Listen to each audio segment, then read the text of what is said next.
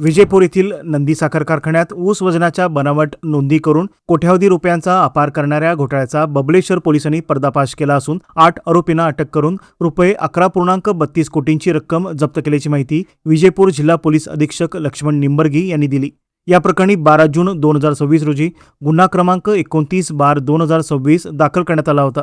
महाव्यवस्थापक अशोक संगप्पा तिप्पारेड्डी यांच्या फिर्यादीवरून धरेप्पा दुंडाप्पा नवी व सहकार्यांनी 2020-21 ते 2025-26 या 6 गाळप हंगामात बनावट टोकन व बोगस बिले तयार करून शेतकऱ्यांच्या नावावर अपहार केल्याचे उघड झाले।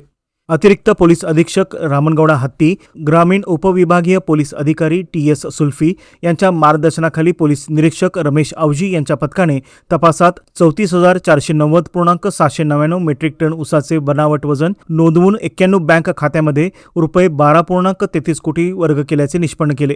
मुख्य आरोपी धरेप्पा नवी याच्याकडून रोख व बँक खात्यासह 10.50 कोटी रुपये जप्त करण्यात आले, तर रुपये 82.7 लाखांची रक्कम गोठवण्यात आली।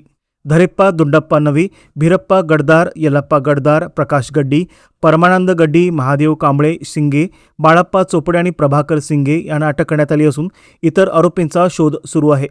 बेळगाव व बागलकोटमधील काही साखर कारखान्यामध्येही अशाच प्रकारच्या फसवणुकीचा संशय असून तपास सुरू आहे।